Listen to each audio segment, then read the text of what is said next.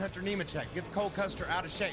Here's another little bump. Everything's fine until this point, but it didn't work well enough. And John Hunter swept Custer into the wall and took away a sure victory for Cole Custer that would put him in the chase for a championship. Instead, he's out looking in.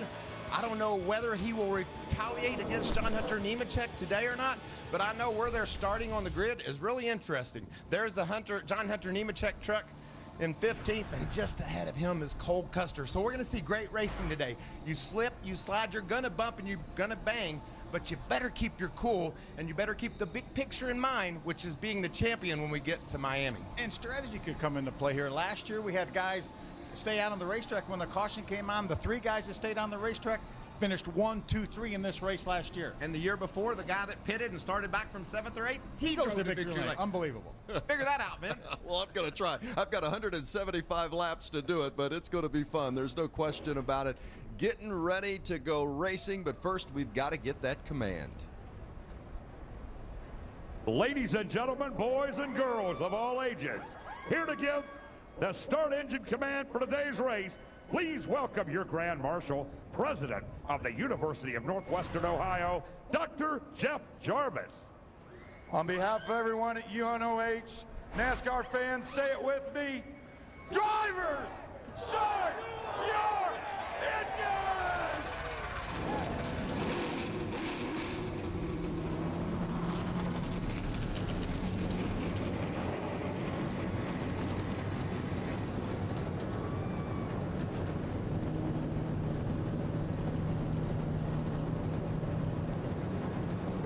Enthusiasm all the way around. The trucks are fired. They'll be rolling when we come back. The NASCAR Camping World Truck Series Chase from New Hampshire.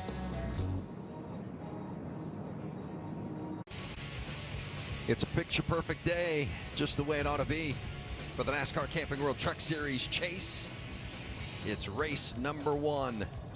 They call it the Magic Mile as we take a look at our Camping World track description, Phil. Yeah, great racetrack. You see the turns are banked about 2 degrees down at the very bottom, up to 7 degrees. These guys may even use the apron of the racetrack when looking for a little bit of grip, but you really want to get off that corner for these long 1,500-foot straightaways. A lot of speed to make up there. Let's look at our Camping World Truck Series race analysis. The race is 175 laps. You can see the caution clock. It'll be in play. It'll go off the brown lap. About 40 laps of green flag racing. The fuel wind is 80 to 85 laps, and that's important, guys, because we're going to have to use strategy. We know we've got a favorite in this event. It's William Byron. He's fast. These other teams are going to try to figure out how to trick him, get him deep in the field, and take advantage of that. 32 trucks, 8 chasers. As we take a look at our starting lineup for today's 175 lapper here at New Hampshire Motor Speedway.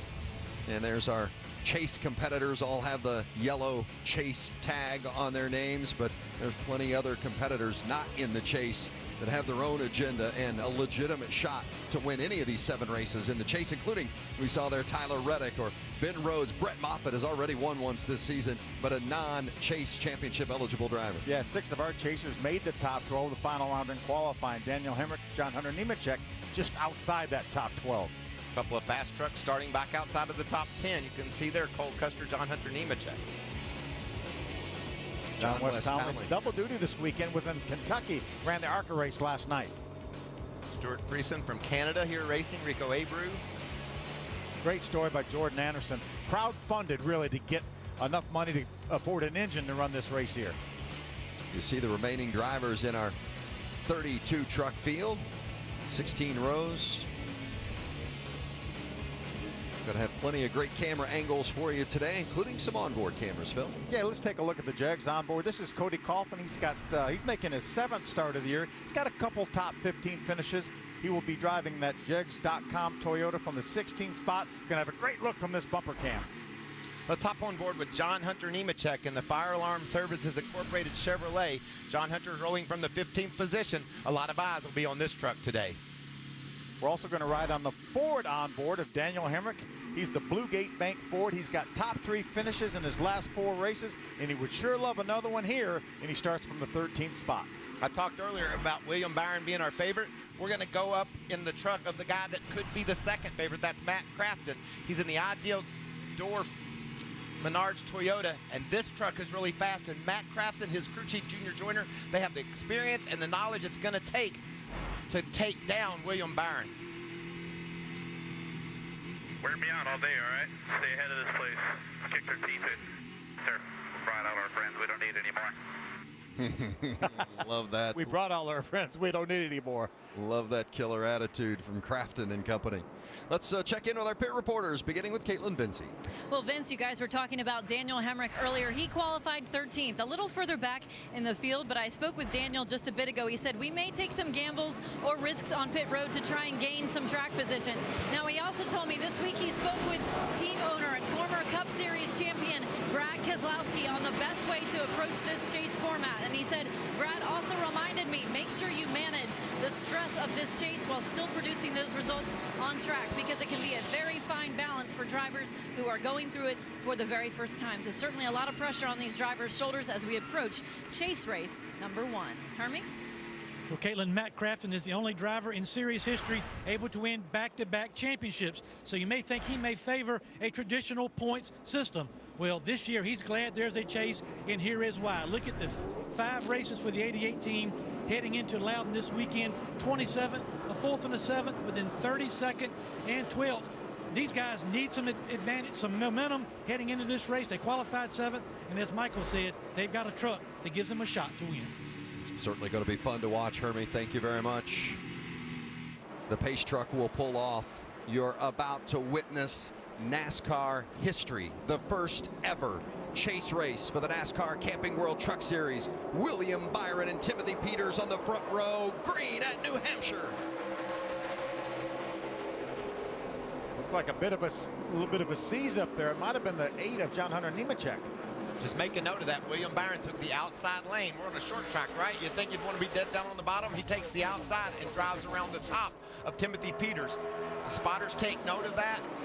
Fans at home, watch that too, because it could be a big story as this race winds down. There's Crafton in that 88 looking to make a move already, surrounded by a couple of teammates, the 41 of Ben Rhodes and the 13 of Cameron Haley, as our first lap is in the books, and William Byron, the pole winner, leads lap 1. Got to be careful on these low air pressures on these trucks right here. There's Austin Hill, the 0-2. Great qualifying effort for that young man. Made the final round, top 12. Caution already. Boy, it didn't take long for that, did it? First one of the day, and it's the 10 of Caleb Rourke. And in against that, the security of the sand barrels right there at the front entrance of pit road. He obviously had some sort of an issue there. The right front was locked up. Looked like he tried to get onto pit road, and the right front of that truck was dragging the ground. You can see the sparks there, and it just wouldn't turn. Sure, if Rourke was having some sort of an issue, but obviously trying to get to pit road right out of the gate. You know, here at New Hampshire, guys, it's really hard to see through the trucks ahead of you. There's no banking, so you're setting flat. And you can see we always have issues like this on the start. One truck misses a shift or doesn't get going as quickly as the others, and you can have big trouble. It was a chain reaction there. It looked like the 8 they all got seized up here, and the 8 of John Hunter had to jam on the brakes, and the trucks behind him had to take evasive action. And Phil, how much you think that is nerves and just anxiety, wanting to get going right here on the start? Hopefully we can have smoother restarts as we race forward. I remember when we first went to double foul restarts, we had a huge wreck here on a restart. Well, the cleanup continues. Track crews getting the work out early here at New Hampshire.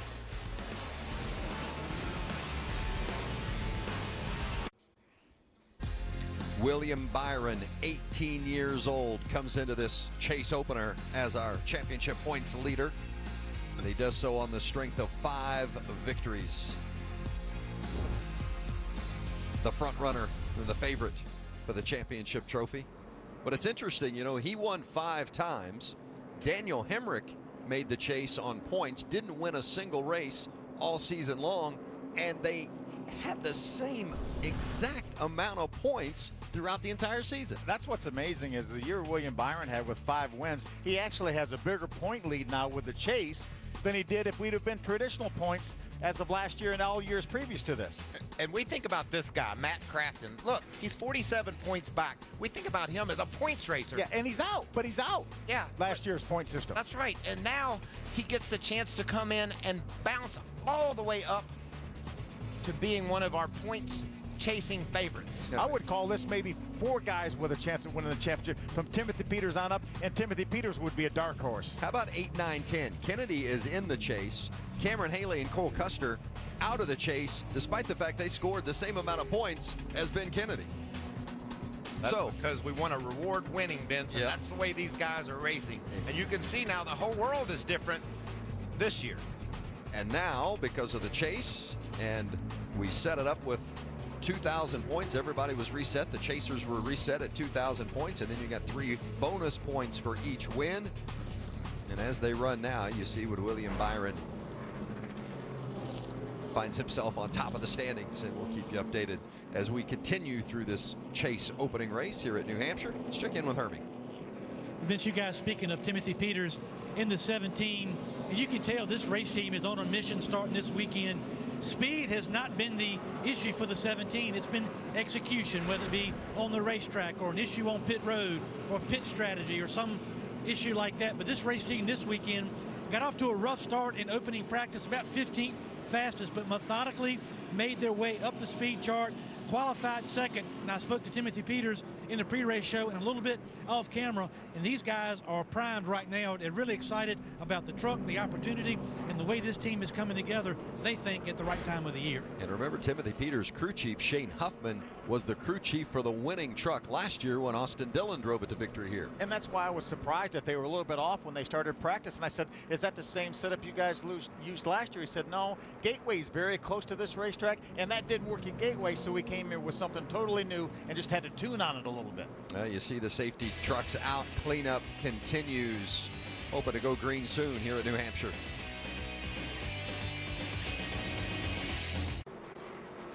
Tomorrow, the fastest sport in the world is at Gateway Motorsports Park in St. Louis for the NHRA Midwest Nationals.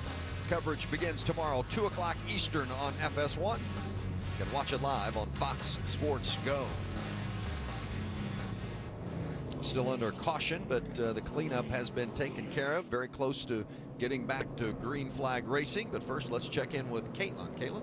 Well, Vince, Tyler Reddick is one of the drivers who didn't qualify for this year's chase, but he's looked good so far this weekend. I talked with him on the grid just prior to the race. He said, we had better qualifying speed than I thought we did, ended up qualifying 4th. He said, I feel like we have a top 5 truck here today, but he said, you know, we didn't make the chase, but the goal for us still to win races for the remainder of the year. We're no longer racing for points, so we feel like we can be a little bit more aggressive maybe than some of these chase guys in terms of going for a win. And Tyler Reddick, still one of those guys who's looking for his very first win of the 2016 season. Vince? Well, it'd be the first win of the season, but certainly not the first win of his career. I mean, he won 2 races last year, finished 2nd in the championship, and maybe one of the biggest surprises is that Reddick and his crew chief Doug Randolph aren't in the chase this year. Yeah, that's left side of your screen here. That's Doug Randolph, longtime crew chief.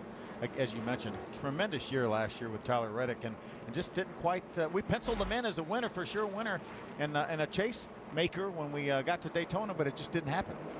Yeah, the team hasn't shown the speed they had a year ago, but they're certainly got a good truck under him here today, lining up for this double file restart. Byron chooses the outside again. He liked the way that worked on the start. And Phil, now we've just got to settle down and make sure we're a little bit conservative if you're back 10th or 12th row in this restart, because you can end your day right here on this restart. You can't greatly improve your day, but you can certainly end your day right here on this restart. Some of the great onboard looks that we'll bring you today. John Hunter Nemechek started 15th. It's Cody Coughlin actually right next to Nemechek. Got his jigs. Cam, look at him working those tires in. They want to make sure they get all the heat they can get in them and all the rubble that's on them off. Talked a lot about Reddick. Well, there's his teammate for Brad Keselowski Racing, Daniel Hemrick. One of our chasers. There's the guy Hermie was talking about, 2-time champion Matt Crafton. Great truck here this weekend for Matt Crafton. It's going to be fun to see how Matt is able to race up through here. Everybody thinks he's going to be able to drive to the front, but it's so difficult to pass here at New Hampshire. The debris is cleared, the pace truck is off, and the restart is underway. William Byron and Timothy Peters. William has a teammate right behind him, Christopher Bell, who Timothy drives her hard down in turn 1. Byron making it work again on the outside, and he's bringing Christopher Bell with him. Bell trying to grab second from Timothy Peters. Got a good glimpse of how that second lane was banked a little bit more than the bottom. Oh, trouble already. Big contact in the back. The 49, that's Josh Wise, and the 63 of Unoh Agata. 63 cut up on you there, bub. So heavy damage to that truck and the 49 of Josh Wise. Can't quite get going here, can we? No. These trucks were racing back for the 25th position, and we talked about patience and how you can lose a lot on these restarts, and that's a great example of it. It didn't happen on the front straightaway. They waited till the back, but still, while dicing for positions on the restart, trouble. Take a look at it deep in the pack. You'll see that bright orange 63 there at the top of your screen. He gets loose off of 2 there. Probably going to try to, he's probably going to just drive down into the 49 of Josh Wise, and nothing Josh could do about it. He's minding his own business, and the 63 just got loose. That had to just shock Josh Weiss. I bet he was stunned when those trucks came together. He was pointed straight down the back straightaway, and all of a sudden, he's just head on into the outside wall. There's another view of it there from behind. And as you mentioned, there's no way Josh had any idea that that was coming. Fortunate that those trucks behind those two didn't end up getting caught up in that wreckage as well. Looks like everybody else avoided contact, but certainly the 63 and 49 with heavy damage here early on. So what's this do for those drivers, not just the chase drivers, but all the drivers in this field? You know, we had the early yellow with Caleb Rourke getting into the barrier at the beginning of pit road, and now we go green and bam, right back under yellow again, unable to get their rhythm. It's hard to get a rhythm and hard to really know what your truck's going to be doing. You know, you had qualifying, so you had an idea, but we've had another cup practice since then, and the temperatures are warming up, so you really don't have any idea yet what your truck's going to be like. It's frustrating. You just want to go. You want to race. You want to get some laps in so you can get some feedback to your crew about what you need to be better, and they're unable to do that. We'll hope to find that rhythm when we come back. Camping World Truck Series Chase from New Hampshire.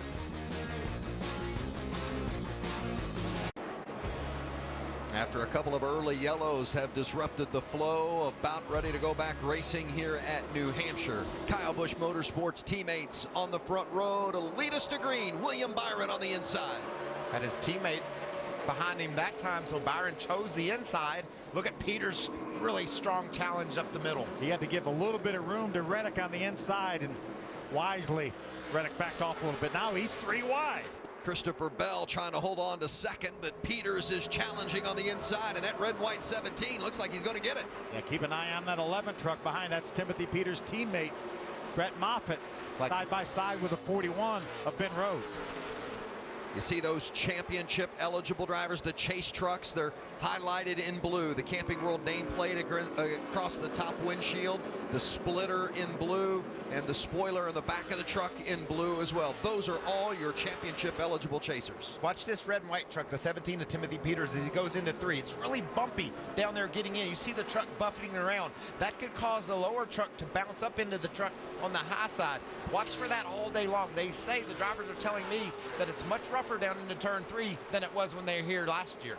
Great battle for second, and battles back in the field as well. The 8 truck of John Hunter Nemechek started 15th, the deepest chaser in the field at the start of the race, trying to make his way up on a track that's really hard to pass. That track position means everything. We saw him dip his left sides down below the yellow line like we were talking about. There's another chaser, the 33 of Ben Kennedy. They're racing for position, back about 15th.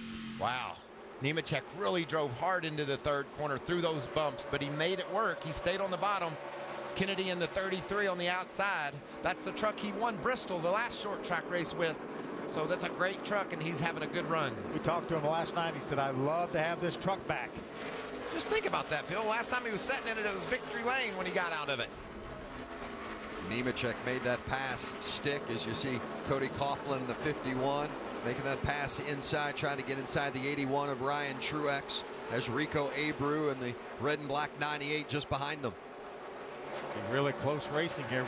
If we would have seen those guys race that close on a mile and a half, we probably would have saw the truck on the inside lose all the air off that rear spoiler. Good short track racing here, though. There's Johnny Sauter getting past Tyler Reddick. Looked like Reddick had a moment. Almost into the outside wall. I think he had to back off the gas to keep from running into the wall. Kaz Gralla in the 24 coming up to challenge, but looks like Reddick has collected himself. Gralla, it's a home game for him. He's from Massachusetts and loves this facility and loves being able to race in front of his hometown fans. Reddick trying to make it stick down into the corner, but Gralla not giving up. Gralla's a member of the GMS racing team. That 24 truck has 3 teammates here in this race. Riding along with Daniel Hemrick now. See the way Ford on board. See the way those trucks bounce down into there? Man, that's tough to hold when you're racing side by side. Gralla, the rookie, does a great job. On board with Hemrick with his teammate Reddick. You see the window net on the 50 truck. That's Travis Quapple, and the window net has come down. He was running 25th, so they're going to have to bring him to pit road and get that addressed. Has to make sure he's not speeding. The speed limit on pit road is 45 miles an hour. You don't want to compound an issue with another problem. Quapple, a former winner here, won back in 2004, one of only 2 former winners in the field. Cole Custer won this race a couple of years ago. Custer runs 9th as you look at Cameron Haley in the 13, Brett Moffitt in the 11, and there's your leader, William Byron. He's in a different zip code right now. Almost 3.5 second advantage already. And that just puts an exclamation point on what we talked about earlier. These crew chiefs on pit road for the other teams, they've got to use a different strategy. They've got to mix up things in order to do anything with William Byron. Wow. John West Townley had to get out of that because there were 3 wide with Gallagher and Cody Coughlin. Townley was in the middle, and he wisely backed out of it. Spencer Gallagher says, I want to get away from this bunch. I'm going to drive her hard down in this corner. He was in that 23 truck. And there's a problem for Daniel Hemrick, one of our chasers. Oh, I think the left front tire is down on that truck. Spun around, had a flat tire, and looks like couldn't quite keep control of it. He was fading back, running in the 12th position. This caution, though, could keep him on the lead lap. You know, it's ironic. During our last commercial break, Hermie Sadler noticed how low the left side of that 19 truck was, and we noticed that he seemed to be lower than the other trucks. Shedding debris. Looks like the left rear tire is down for sure. And he's just ahead of our leaders, so he won't be able to stay on the lead lap. He's on the lead lap now, but when he comes to pit road, I think he'll lose that lap. I think he's better off coming to pit road than try to work the wave around or maybe get a free pass later on. It's going to be all he can do to get that truck to pit road. Boy, it just hasn't been the kind of weekend that Hemrick and this 19 team was hoping to have as a chaser coming in here. It seems like they've kind of been a little bit behind all weekend long, and then this right out of the gate. 13 top 10 finishes for this driver and team this year. Only 3 races this year outside the top 10. But this isn't the end of the day for this Not team. at all. It's early enough in the race. He can get a free pass. He can get back in this thing. And he's just got to start thinking points now. Hermie? Yeah, the 19 hits the pit box. They've already won the left side. They'll have to raise it up. We talked about a flat left rear. Crew Chief Chad Kendrick still discussing it. They lift up the left side to get the jack under. Really no explanation or conversation from Daniel Hemrick on exactly what caused the flat. We'll try to get a reason for that issue and get back to you. Well, and maybe if there's a silver lining, so often we see if a truck has a flat, we end up seeing the truck into the wall, but that wasn't the case for Hemrick. No wall contact at all, was able to keep it off the concrete, but certainly a tough start to the race for one of our championship chasers, Daniel Hemrick. A lot of times, Phil, on short tracks, you get to racing side by side, and someone will bounce into your left side, maybe trying to get underneath of you and knock a valve stem out or cut the side of the tire. Maybe that's what happened. There was a small fire. There's a big fire into the back of that thing. I wonder if that's just rubber that is left from that tire. Or is there an issue with that left rear? Hemrick's going to come back in, and that will be addressed. That looks... A lot of times when you tear up a tire like he did, it wraps around the rear end housing and the brake caliper. A lot of heat under that truck. Ben Kennedy takes this opportunity to come to pit road as well with a 33 truck. Right side tires. Chassis adjustment for the 33 also. Spencer Gallagher comes for a 4-tire change, and Change of balance also. Jordan Anderson is in. Rico Abreu, the 98. Cody Coughlin, the 51 Jegs truck, also on pit road. Hermie, more on the 19. Daniel Hemrick reported when he came down pit road this time, I'm losing brakes. It must be an issue with the left rear brake line. He feels like he's losing fluid, getting on the rotor and causing that fire. So another issue compounded for the 19. Trouble for one of our championship contenders. Daniel Hemrick, major issue early at New Hampshire. This is not how you want your day to begin, especially if you're one of the championship contenders. A chaser, Daniel Hemrick, with problems in the pits, and we're back green with William Byron leading the way. And how about William Byron took the inside on that restart, Michael? He did the restart before. I wonder if that had something to do with his teammate, Phil. It seems like, though, he would want the outside and just sweep in front of his teammate. That's not the way that went down. That's interesting. Great fight behind Byron for second. That's Christopher Bell in the 4 truck. The red and white 17 is Timothy Peters, and Ben Rhodes in the 41. Good run through the center of the corner for the 17 of Timothy Peters. That's a good illustration of how much flatter that bottom lane is in the second lane up. Here comes Matt Crafton in that bright yellow 88. Two-time champion, has won twice this season. He's on the march. Trying to get by his teammate, one of his teammates, Cameron Haley, in that 13 truck. Check out the 11, Brett Moffitt. What a great run off turn 2 he got. He sweeps around Crafton. Well, that 11 truck has been stout all season long. No matter who seems to be in it, it always seems to have good speed. Good run through the center and off the corner for Matt Crafton. Not quite able to clear Moffitt in the 11 truck. You can see Johnny Sauter there in the 21 black truck just behind Moffitt. What a strong truck he had in practice yesterday, so it would be no surprise to see Sauter drive to the front. Oh, a little contact there between Sauter and the 11 of Brett Moffitt. You can see those bumps you were talking about as they get down into turn number 3. Look at that truck of Sauter's turn, that 21 truck right in the center of the corner. The 00 of Cole Custer back there as well, just inside the top 10. Take a look at this contact again between the right-hand side of the screen between Sauter and Moffitt. That's how bad he needed that position. He left the gas down and just tried to crank it to the left a little bit more, made slight contact with Moffitt. It's a battle for the 7th position. Moffitt, the 11, has it. Sauter wants it. Driver's starting to settle into a little bit of a rhythm here after 3 early yellows. You see our leaderboard at the top of the screen and the positions in which they run. The chasers are highlighted in yellow. 1, 2, 3 they run with Byron, Bell, and Peters, all championship eligible. Crafton easily makes the pass on Haley for the 5th spot. He's marching, Phil. Yeah, I think a little bit of teammate action there. I think Haley, that 13 truck, let him go. See the countdown clock, the caution clock in the upper left-hand portion of the screen. If you're not familiar with the truck series, if that clock gets to 0 without a caution, then we'll have a caution, and that'll bring the green flag racing to a stop. You saw that 19 of Daniel Hemrick still on pit road now, 8 laps down, a championship chaser, and what a tough blow to start his chase. That might put them in a position they have to go to win next week or the following week at Talladega. Well, we've got 4 of the top 5 are chasers. The one that's not is that 41 of Ben Rhodes. Caitlin? Well, Vince, I spoke with Ben's crew chief, Kevin Bellicourt, earlier, and he said this whole weekend has been really good for us. They were top 2 in both practice sessions, ended up qualifying 5th, and Kevin reminded me he crew chief for William Byron at this track last year in the NASCAR Can-Am Pro Series East. So both Kevin and Ben Rhodes have experience at this racetrack. He told me the goal for us the next couple weeks, of course, is to win races and spoil the chase guys' fun. So right now, that 41 team on a mission to do just that. Hermie. Well, Caitlin, we saw the 9 of William Byron take the outside the first couple restarts. The most recent one, he took the bottom of the racetrack.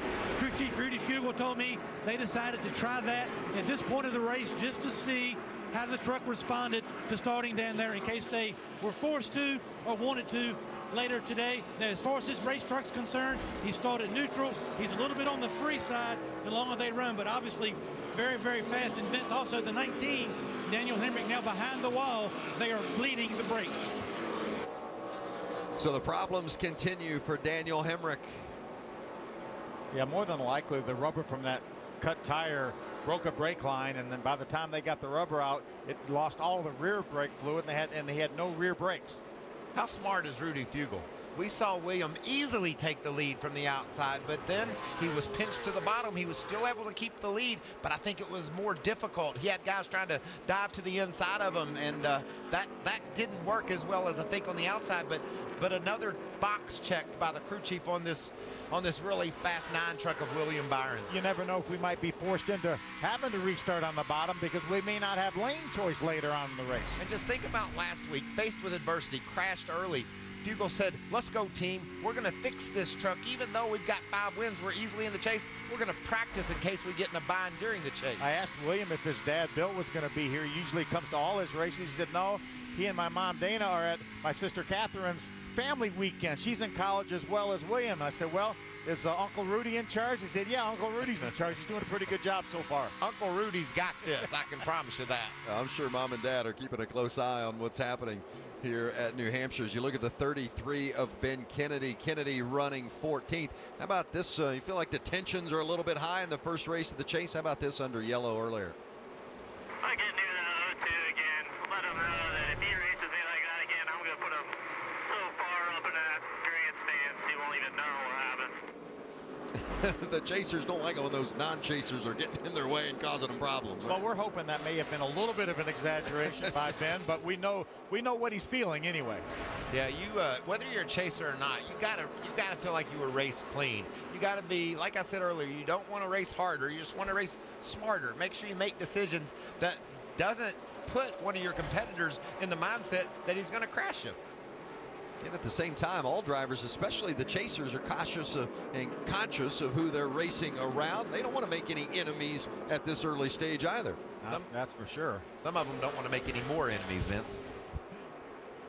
Keeping an eye on that 33 of Kennedy, and John Hunter Nemechek runs just ahead of him. Here's one of the best battles on track, and it has been going for quite some time. Teammates out of the Thorsport camp, the 41 of Ben Rhodes and Matt Crafton right behind him. That's for 4th. This is an illustration of how difficult and challenging it is to pass at this racetrack. Now, maybe Matt Crafton does not have a better truck right now than his teammate Ben Rhodes, but it's really hard when he's running your line. You may be a tenth and a half faster, Michael, but if he's running your line, it's hard to change your line and get by him. Yeah, Crafton drove right up onto the tailgate of the 41 truck of Rhodes, and he just has sat there. So I think he's indeed much faster. He's looking for a break from his teammate right now. Give that spot up so he can continue his march toward the front. Top of the screen, our chase standings as they run. They're all chasing the 9 of William Byron. Matt Crafton, 3rd in the chase standings at this point. How about in the race? Hermie, what are they saying about that 88? Battling with his teammate Ben Rhodes, as you guys mentioned, the issue with the 88, after each restart, a little bit too tight on exit, the more and more they run. So we'll see if that hurts him getting through some of this traffic, but that's the issue with the 88. Cannot get all the power down on exit. Hermie, that's an interesting point because Matt Crafton's so smart with that chassis. He knows exactly what he's feeling, tells his crew chief, Junior Joyner, what he needs. Those adjustments could be what it takes to run down William Byron. It's a relatively short race. You don't get too many opportunities or pit stops to make those kind of adjustments. William Byron continues to lead at New Hampshire.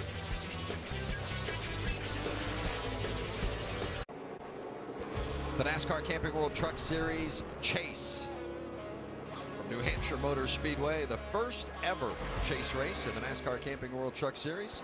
The first round, 3 races. We'll pair our 8 championship contenders down to 6 after that 3rd race at Talladega and move on to round 2. You know, William Byron. Right now, I like this guy. He's pretty good. Oh, John Hunter Nemechek. Another one of our chase contenders with a problem. All right, one more. All right, go if you can. Go, go, go, go. Nemechek was running 13th. Spot did not hit anything. Sound the alarm. Issues. Got loose underneath of him. Trying to pass another truck. We're hearing it might have been the 24 of Casgrala. But again, it looks like that Nemechek was able to avoid contact, just lost control of that truck. Remember, we've already got one of our chasers in the garage. That's Daniel Hemrick. And now John Hunter Nemechek with an issue. Going to lose a little dairy. He had already spinning. He was trying to get by that 24 blue truck of Kaz Grala. Let's ride along with John Hunter, see what we can see from this spin here. 07's gonna be slow on the top. Exit 2 outside. Wow. 24. Just drove in there really hard and couldn't get the Spawn here in 2. Spawn here in 2. couldn't get it turned well enough to keep the back end under it, and had to just get aggressive at the end to stay off of Grala. Going to lose some track position, but not a lap. That's so important here. Now we're going to come to pit road, right, Phil? Absolutely. Not just him, but all the leaders, the whole field. Yeah, right now our top 12 trucks have not been to pit road yet. We've already completed 53 laps. So that will reset the caution clock as well. Does some of those guys that pitted earlier, like Ben Kennedy? I mean, he has the option because he knows that we're going to only go about 40 more laps until we see the caution clock again, unless the caution comes out before that. So he can definitely make it to that next caution clock or the next caution with fuel. So that might be an opportunity for Ben Kennedy to stay out, get some track position. Maybe Joey Cohen might make that call and see how that truck does in clean air up front. And maybe he brings along Cody Coughlin, Spencer Gallagher, some other trucks that might try that strategy. We got to mix it up. We talked about it. Try to pin William Byron back. He's as strong as we thought he was going to be. Well, the pits are open, as you see, and almost everyone taking the opportunity to come work on their trucks, including that 41 of Ben Rhodes, who pits while running fourth. Caitlin. Well, Vince, he's saying he's good on entry to center. I'm a little too tight from center to exit. They're not going to make any big adjustments for the track to come to them. They're going to do 4 tires, fuel, no adjustments for the 41. Hermie. Christopher Bell hits his pit stall. His crew chief, Jerry Baxter, called for 2 tires, a little bit of strategy, trying to get track position. The 9 of William Byron, no changes on that truck. It's going to be 4 scuffed tires. He's down and away, but a couple 2-tire stops will put the 9 in traffic. Well, you guys said it. Somebody's going to have to change up the strategy if they're going to beat that 9 of William Byron. He's that good. And it's coming from, among others, his teammate, Christopher Bell, who chooses to take on 2. And Ben called by Ben Kennedy's bunch. No tires, fuel only. A couple of chasers with issues early on. Fighting for the championship begins here in New Hampshire. Back in New Hampshire, Cody Coughlin and Christopher Bell in the front row for this restart. Coughlin, that 51, the only truck that stayed out during that caution. He wanted that track position. He got it. Let's see if he can keep it. Bell on the inside, challenging, and that's Matt Crafton in the bright yellow 88, making a run on Coughlin as well for second. You know, Matt Crafton is licking his chops as close as he's been to the front. See if he can make the pass on the 51 of Coughlin. There's the 9 of William Byron. Wow. First truck right now that put 4 tires on that caution. Coughlin had a great corner. He drove it down in hard on the outside of Matt Crafton and is going to keep that spot. Byron may lose that spot to William Byron here. William Byron on the move after taking on those 4 tires. He's had a dominating truck, led the first 54 laps of this race, but others during that pit stop took on 2 tires and gained track position. And there's the 00 of Cole Custer going around to bring out the yellow. Get ready to put 4 tires on. Is that a little bit of damage to the left front, Phil? Kind of looked like it for a moment. He was running in the 16th. Same situation as John Hunter Nemechek. He got loose underneath another truck trying to make the pass. See him right there trying to make the pass on. That's Johnny Sauter, the 21 truck. And you could see that truck just bobble, and then it was out of control. Let's ride along with John Hunter Nemechek and watch what happens. Inside tight, inside tight. Inside tight, spin middle. And yellow is out. Amazing job by those guys around him, not making any contact. And how lucky is Johnny Sauter, one of our chasers right there. Yeah, John Hunter Nemechek with a close call there. Of course, Nemechek has won a couple of times and is championship eligible as well. So a couple of near misses for all of our chasers. And Custer will put 4 new tires on it and come back out ready to roll at New Hampshire. Welcome back to New Hampshire Motor Speedway, where we're looking at the 00 team of Cole Custer. They ended up coming down pit road after that spin. He had to put on 4 sticker tires, no damage for him. He apologized to his team. They said, just go ahead out there and catch those next 4 trucks in front of you, Vince.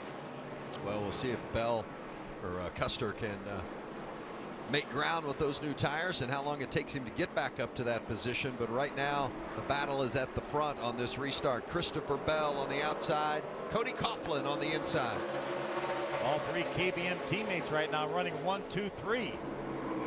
And there's William Byron. Remember when Byron came to the pits on that previous caution, he took 4 tires, Bell took 2.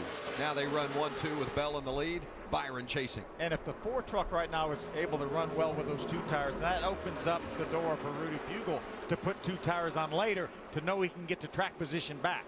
Yeah, you can't just assume because you've got the fastest truck you're going to win the race, because these other crew chiefs really pay close attention to how these 2 tires are performing. There's guys out there that have older tires than that. If they're able to keep pace, then they have options. Cameron Haley in that 13 trying to make something work on the inside, down on the bottom of Spencer Gallagher, just inside the top 10 back there. Saw Haley brush the left sides across the apron down below the yellow line, looking for a little bit of grip.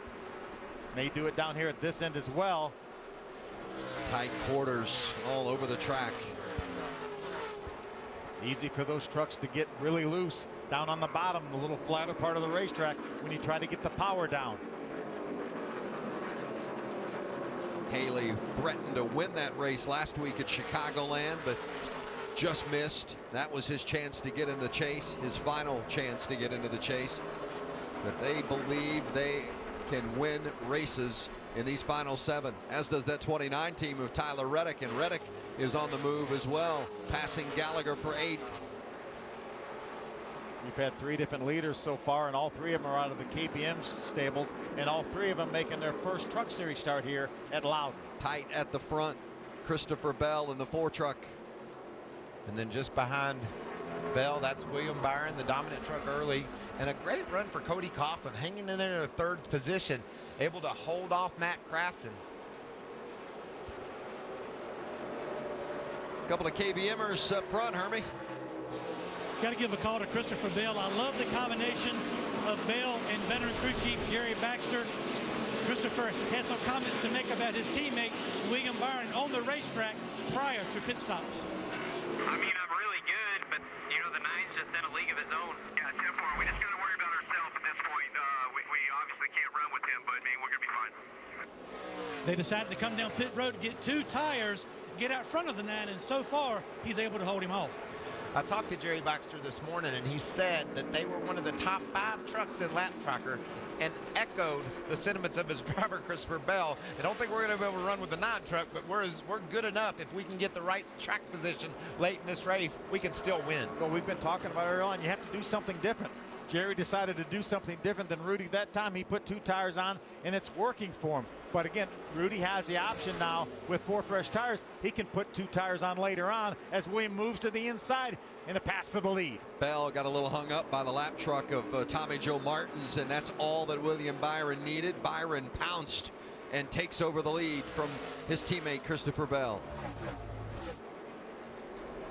Byron led the first 54, back in front again, and boy, as Christopher Bell said, you heard that radio communication, he's in a league of his own. We'll see if he can really stretch that advantage now on Bell. And I have to believe he's going to. And knowing William Byron and Rudy Fugle, he's not really punishing that vehicle to do it. Yeah, Bell caught the lap truck of Tommy Joe Martins. That slowed his momentum. Matt Crafton all the way off the racetrack down on the apron, trying to pass the 44 truck of Martins and continue his pursuit of Coughlin. He got a run on Cody the last lap, couldn't finish the pass, and now Cody in the 51 has stretched it out.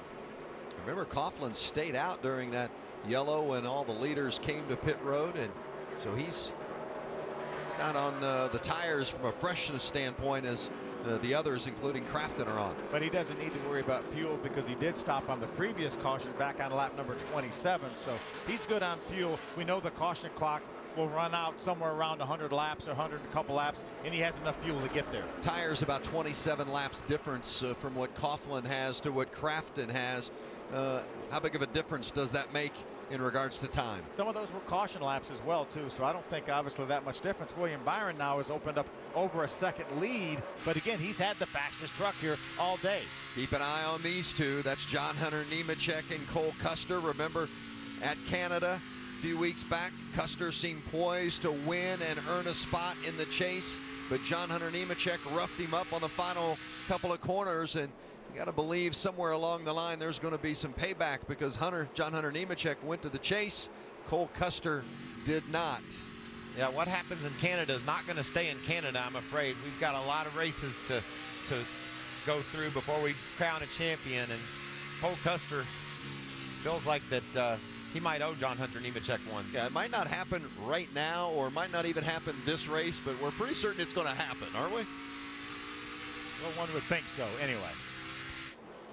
Still that battle for third between the 51 of Cody Coughlin and the 88 of Matt Crafton. Boy, it's taken a long time. Crafton having to work on Coughlin. This could be Matt Crafton's recipe to win this championship. Just stay toward the front, be consistent, be steady, not get freaked out about how fast William Byron is. Just do his job and get to Miami and try to deal with Byron there.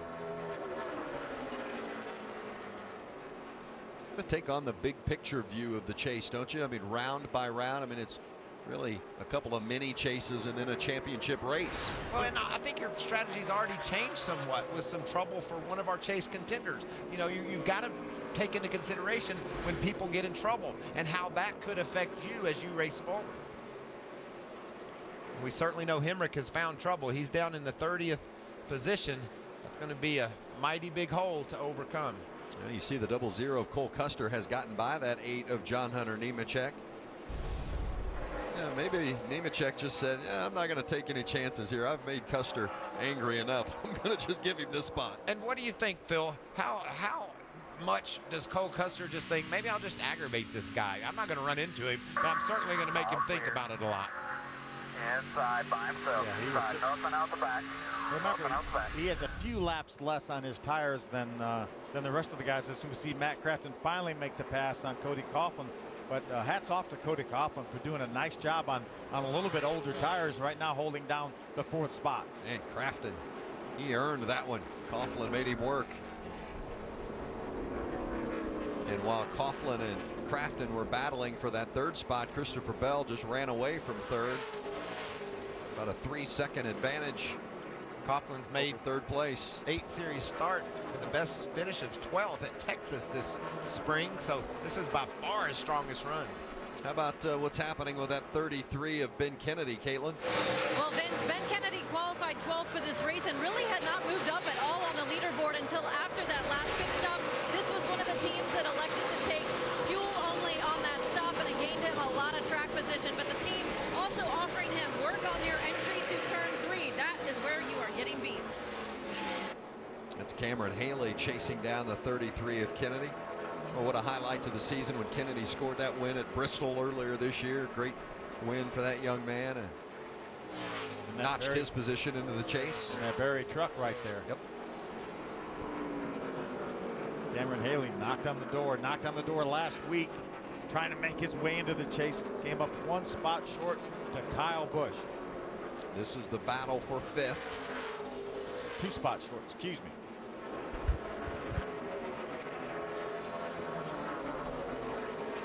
Matt Crafton up ahead of these guys. He's driven away from Coughlin that he's battling with. Kennedy with some strategy, fuel only, got himself in the top 5 and has been able to remain there. I think that just goes to show you, you talked earlier, Phil, about how it's hard to pass. Once you get that track position, if your team can get you there, these drivers seem to be able to keep that spot on the track. Haley wants that position away from Kennedy. Kennedy was 26th last week at Chicagoland, had some contact with his teammate Johnny Sauter and really kind of bruised his hand and struggled with that throughout the early part of the week, but saw him last night, said it's feeling much better, not hampering his performance at all. He's doing a solid job here, running up in the top 5, trying to hold off a very determined Cameron Haley in that 13 truck. Haley looking at the outside now, but there's the 1 of Jennifer Jo Cobb, so can't get around from that manner. Now slingshots down underneath. Oh, that's hard to do right there with that shallow angle into the turn and driving that far down into the corner. He did a nice job of not bumping into Kennedy. Let's give a call to that 05 truck behind Cameron Haley, John West Townley. Remember, not one lap of practice in that truck till qualifying today. Matt DiBenedetto did a real nice job practicing that truck yesterday for John West. John West running the ARCA race last night in Kentucky.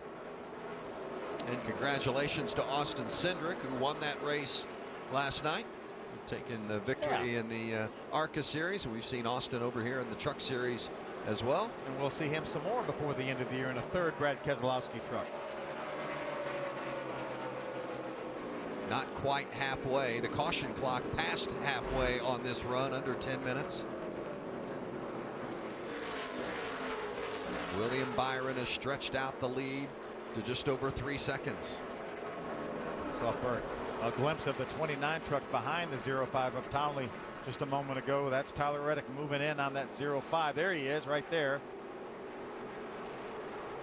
The Ben Rhodes, one of the trucks that was very fast here all weekend. Right now back in the 9th spot. There's Timothy Peters behind him about 4 or 5 truck lengths. Remember how good he was early in the race. Lost a little bit of track position. That's just hard to get back, Michael. Haley's working over Ben Kennedy. It looks like that 13 truck has got the speed to deal with Ben, but Ben's doing a nice job of just driving his line and just don't overcook it. Getting in there. Ah, there it is. He got through the center. Maybe used a bit of that progressive banking on the low part to get that truck to turn by hooking the bottom with that left front tire. And now Townley's going to try to do the same thing. These trucks are starting to slip and slide around. This is our longest green flag run of the day. And when you get into that situation, the trucks are handling different, especially when you're trying to run side by side. Ben Kennedy looks like his older tires are starting to give up on him. Well, we just put that in the memory bank. We know now that we probably don't want to have 25 laps more on our tires than anybody else. We'll get back. Well, caution clock's going to go off here in about 16 laps. We'll get in and put some more tires on. It's our longest green flag stretch of the day. William Byron, a close battle with his teammate Christopher Bell to regain the advantage. The chase. For years, Sprint Cup Series fans have been drawn to the annual story that unfolds before their eyes.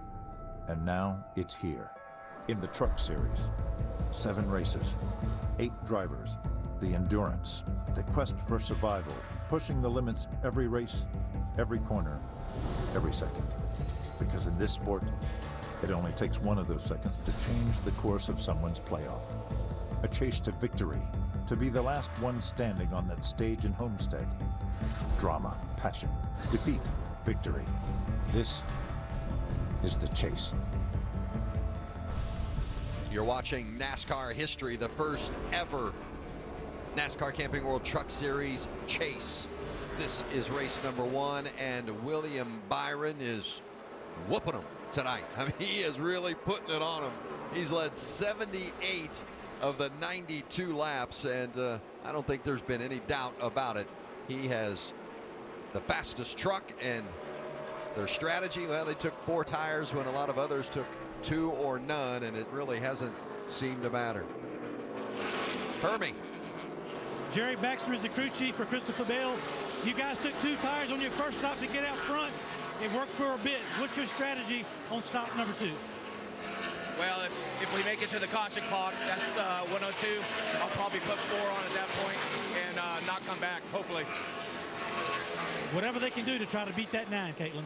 Herbie, Joey Cohen, the crew chief for Ben Kennedy, took fuel only on that last stop. What's Ben been saying on this run, and what changes do you plan to make on the next stop? Yeah, the Jacob Company Chevrolet Silverado. We just need a track position basically to start there to try and figure out what we had for balance. Just still struggling with a little imbalance in the corners, a little free entry exit, a little tight in the center. But we got one more chance to work on it here, so we're just going to try and stabilize with our track position and go after it at the end. And Ben Kennedy already has 1 win this year from Bristol, looking for another one today. Vince?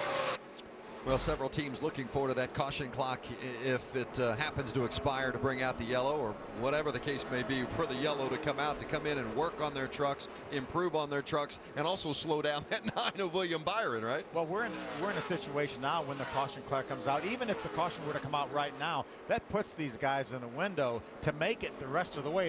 They will have enough fuel. That's what it sounded like Jerry Baxter was planning on doing, putting 4 tires on his Ford truck and going the rest of the way. And I think it gives everybody that option of doing that, even though we know that we're going to get another caution flag before the end of this race.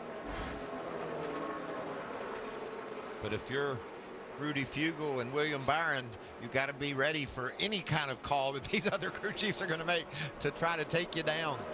Very rarely does a truck that is so dominant just have a cakewalk to victory lane. There's always twists in the plot and differing strategies that makes it interesting near the end. Michael, at what point do these chasers say, you know what, William Byron's just got that powerful of a truck today, we got to make the best of what we've got and not try to do something crazy or out of the norm to really upset the apple cart as far as a result is concerned? I think every one of those crew chiefs along pit road are the ones that are going to want to do something crazy and out of the norm, because they think that they can get a win here in New Hampshire, and that's what's the most important goal here. So I think you just go for it, Phil. I just don't think there's any reason not to try to stretch your fuel mileage. Like Baxter said, we're going to come in and not come back, or at least you just throw out some hints that you might do that when you have a plan to do something totally different. And I think we watched enough to see Ben Kennedy's no tires on the last pit stop. It has him fading back to the 10th spot, so I don't think anyone is going to come in on this pit stop and put no tires on unless they automatically plan on coming back in with the next caution clock about 40 laps after we restart. Well, we talked about maybe one of the issues for the leader could be lap traffic. Here's Byron trying to get around Ryan Truex in the 81. A little bit of an issue. Looks like Byron's saying, pick a lane, Ryan. I'll go high, but I think I'd rather go low. You're just going to have to be patient when you got a truck this fast and as big of a lead. He's driven out to a 4.5-second lead. No sense in getting a hurry around the lap trucks as that caution clock continues to wind down. Ryan Truex right now wants to stay in contact before the 9 can lap another lead lap truck. He knows the caution clock is going to come out within a couple laps, so he wants to be the free pass recipient. Down under a minute for the caution clock. You see our leaderboard there at the top of the screen as they run on the track. Our Chase championship eligible drivers highlighted in yellow. Daniel Hemrick had problems from the very beginning. He's behind the wall in the garage area.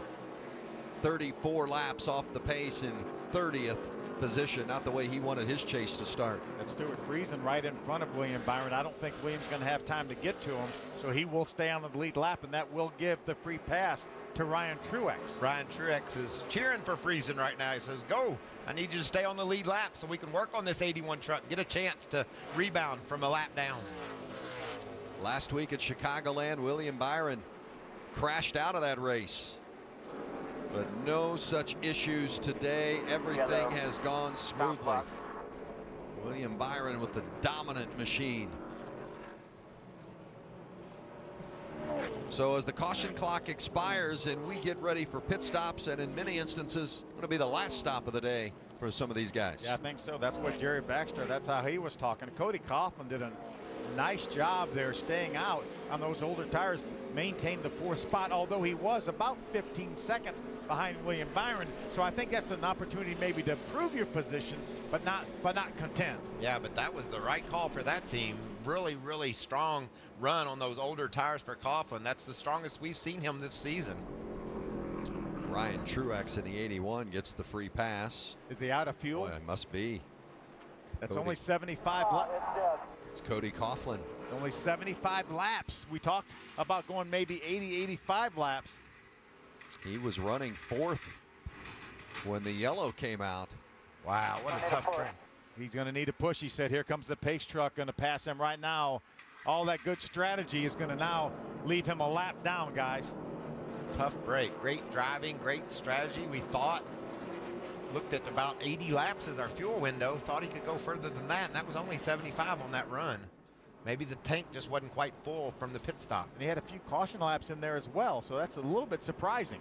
So the pits are open, and here they come. It's going to be a parade down pit lane. Let's check in with Caitlin.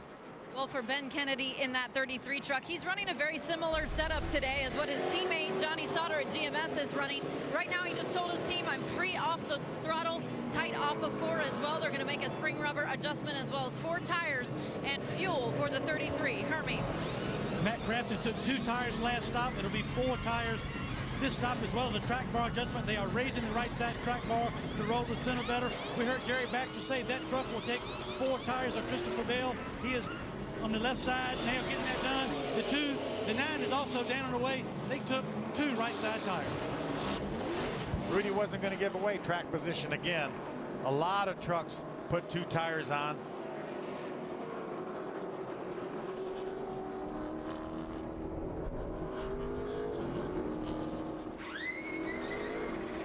Let's check in one more time with Hermie. Hey guys, the 9 took 4 tires instead of 2. He had so much of a cushion coming down pit road from the truck behind him due to his lead on the racetrack. They were able to get 4 tires, no adjustments for the 9.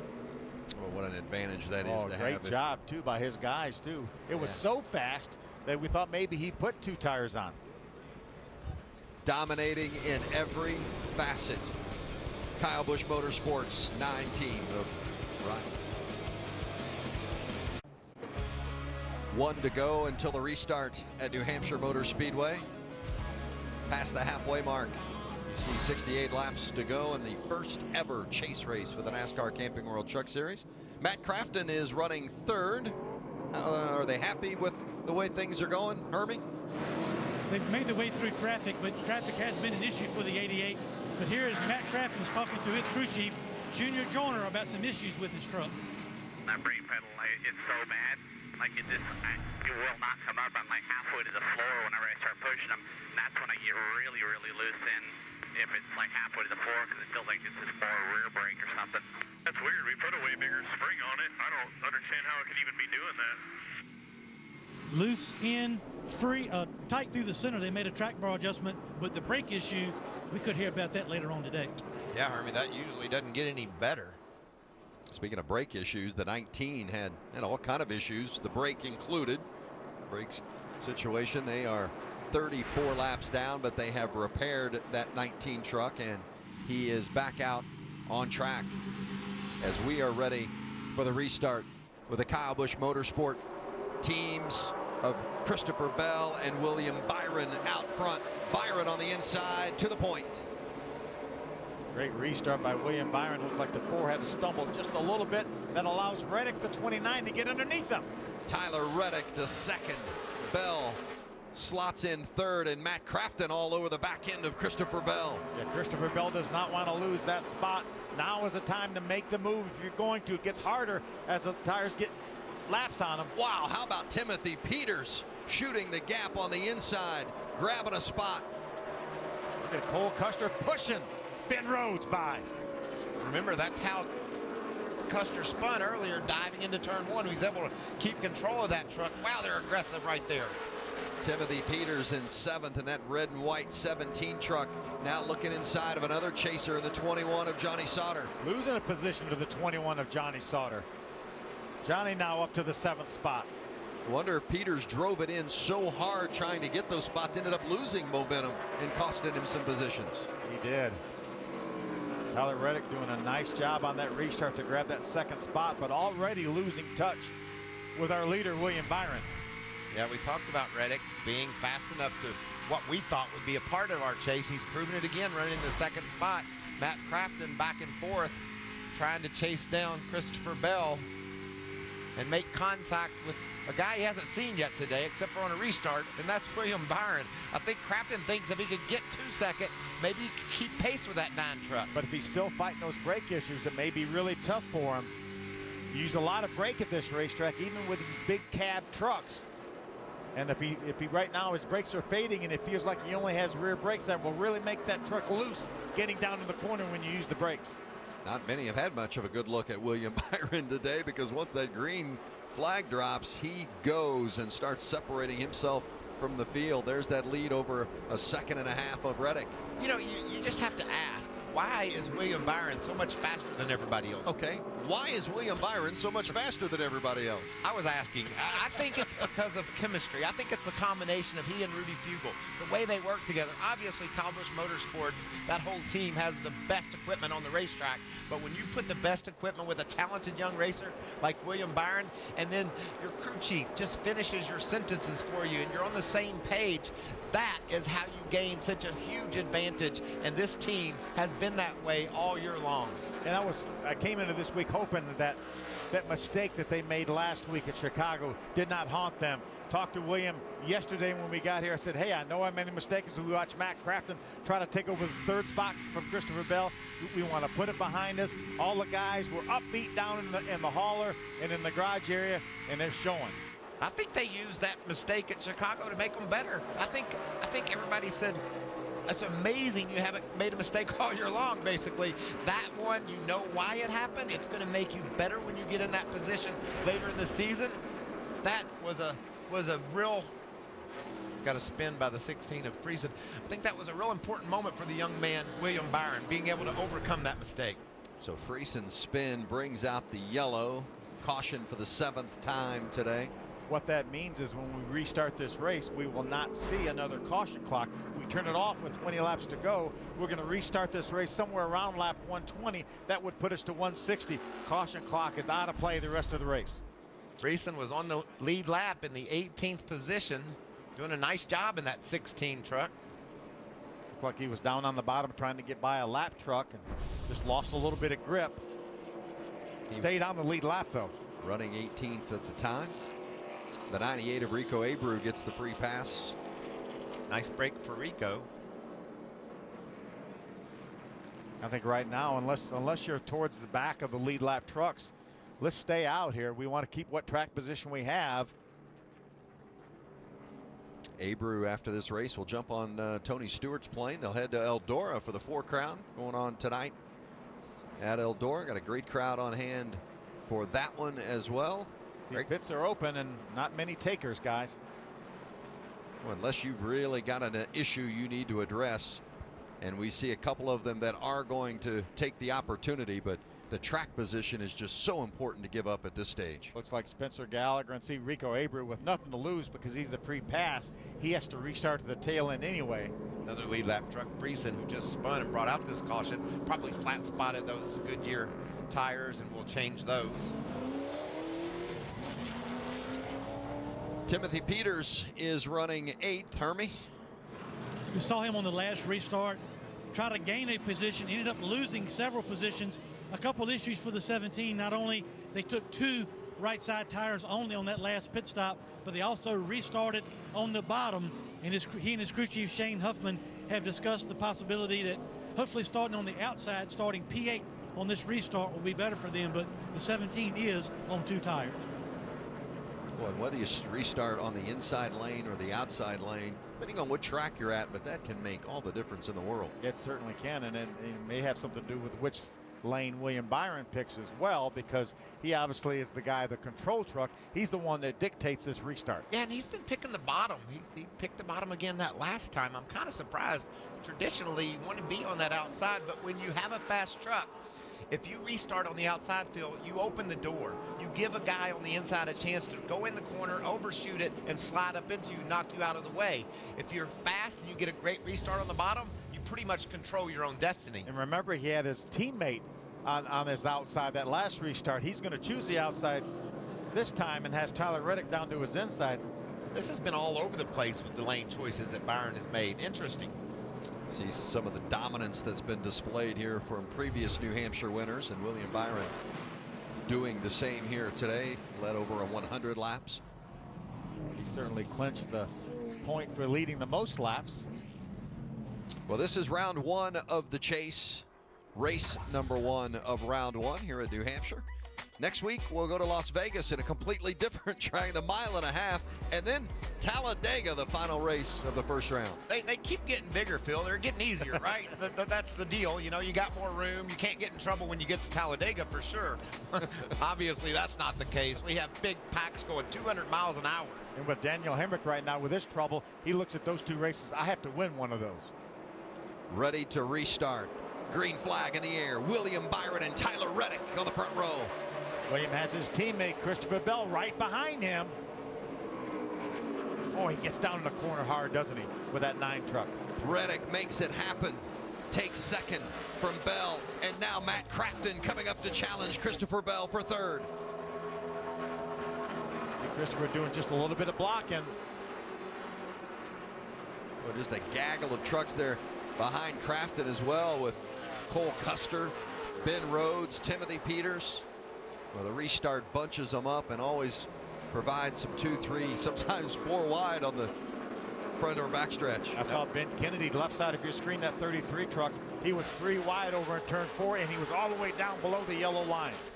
Man, we thought Johnny Sauter would have a stronger run than he's having. He's not been able to overcome getting stuck back outside of the top 10 after our first pit stops, and he rides along the 11th position on the inside of Moffitt. He takes that spot away. They are battling back there in the pack. Look at the crossover by Moffitt trying to get back to the inside of Sauter. Yeah, Johnny was desperate to grab that spot away from Moffitt. Looks like he has it now. Looks like Brett's giving him a bit of a break.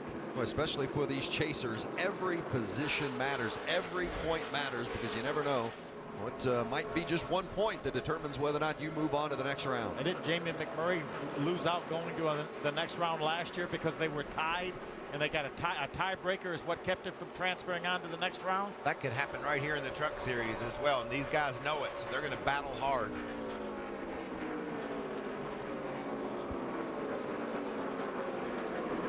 The 05 of John West Townley, the 33 of Ben Kennedy back there just outside the top 10.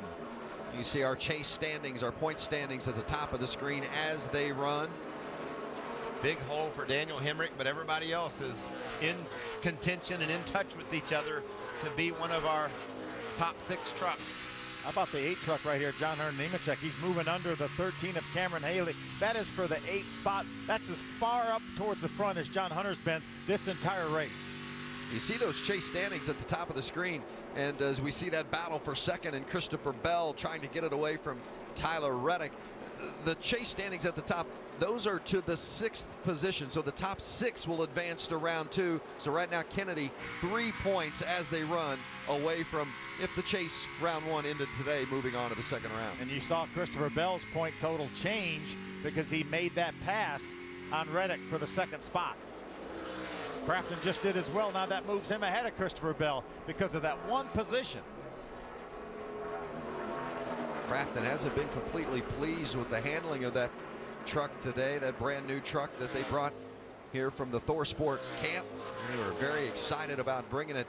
Been waiting to unveil that machine here this weekend, and he has had speed, quite had the balance that he's been looking for throughout the course of the race today. Cameron Haley in the 13 truck comes to pit road. Issues for that team. Yeah, definitely an unscheduled pit stop for Haley. Hermie, what's going on with that 13 truck? They don't really know. Cameron Haley had come on the radio about the last 3 or 4 laps and said something is broke. I hear something clanking around in the backside of this truck. So they finally brought him down to pit road. Now they're going under the hood and see what they can find, but tough break for the 13. Indeed, he was running just outside the top 10 at the time. You talked about Matt Crafton, Vince, liking this new truck of his and the issues with maybe slight handling problems. That brake issue, you can't get over that as well. If you try to get in the corner a little bit stronger, you're afraid you might lock up those rear tires and will hop into the wall. You can't take that chance. And Matt, the experienced veteran he is, he's just getting all he can out of that truck and doing a nice job. He's faster than Bell the last couple of laps. Gained a couple tenths of a second each of the last couple laps on Bell. Grabs this spot and see if maybe he can run down our leader. No one else has been able to today. He might be able to see him in the same straightaway if he can get by the 4 of Christopher Bell. That's the battle for second. Christopher Bell and the black and blue 4 truck. Matt Crafton in the 88. Bell, a rookie, won earlier this season at Gateway. Matt Crafton, back-to-back wins at Dover and Charlotte. Austin Wayne Self into the wall. Going to bring out the caution. Heavy damage to the right side of that truck.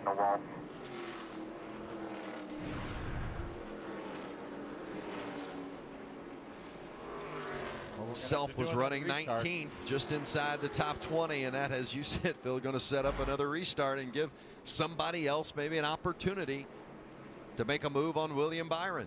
Just think about Crafton. He starts to make ground. He starts to. Going into one, all up under the truck. Maybe something broke underneath that truck. What does the spotter say? I think it blew up all underneath it or something, but oh. They sure spun around quick, and it didn't look like he'd gone in the corner any harder than that other truck that he had caught. Heavy contact. Yeah, look at the smoke. Yeah, yeah. See the fluid on the outside of the racetrack. Nothing Austin Wayne Self could do about that. Keep rolling here. Keep rolling bottom. Yeah, I happened to catch out of my periphery of the truck of Daniel Hemrick dive to the bottom real early. He saw that smoke and reacted to it, but there was nothing, like you said, Phil, that Austin Wayne Self could do. Well, the 13 is back out on track after that unscheduled stop. What's the latest there, Hermie? Yeah, Vince Cameron Haley was having a difficult time diagnosing the problem and getting information to his crew, but once they put the right side tires on, they realized that the right front wheel was loose, so that all those issues and noises on the 13 were related to a loose right front wheel on the 13. Yeah, it just takes him out of contention totally. Now he finds himself 2 laps down with that green flag pit stop. And right now we've got Ben Kennedy, one of our chasers, running 13th. We only have 18 trucks on the lead lap. I believe if I was that team, I would come to pit road, try to maybe make another adjustment, maybe put tires on again here. We've only got 46 laps to go. We'll have 45 as they come around this time. Yeah, Phil, because we saw how tight the points are. Just a couple of points separate our 6th and 7th trucks. So maybe roll the dice here and try to gain an advantage. Pits are open, but going to be few takers. Comes Haley back on. No, that's Ben Rhodes. Ben Rhodes, yeah, on the 41 coming to pit road. Haley's teammate at Thor Sport. Well, the 41 truck of Ben Rhodes electing to come down pit road in the last minute. Looks like they're going to make a 4-tire stop for him. Ben, one of the guys who's looking to spoil the chase party, told me that was his goal. He's down and away. There's the call we were looking for, Phil. We thought maybe it would come from one of our chasers like Ben Kennedy back there in the 13th spot. Maybe try to make a call that could gain him some positions in that Jacobs Company's truck, but they decided to stay on the track, and Rhodes rolls the dice. And I know we can't say that we won't get another caution flag because we've certainly had enough of them today, but if I was Ben Kennedy and Joey Cohen, I would worry that we might not get another caution, and I would love to have a little bit fresher tires than everybody else does, just like Ben Rhodes does right now. 45 to go at New Hampshire. Copyrighted telecast may not be reproduced, retransmitted, or used in any form without the authorized written consent of NASCAR Broadcasting. NASCAR would like to thank all of our fans for your support, and we hope you enjoyed today's broadcast. The NASCAR Camping World Truck Series Chase, the New Hampshire Motor Speedway. Take a look at our Ford facts. Got a Ford running in the top 5 with Tyler Reddick. Maybe he could add his name to the list of Ford winners here at New Hampshire. Some pretty good wheelmen on that list. Yeah, that was Kurt's rookie season back in 2000 with the Victor Lane.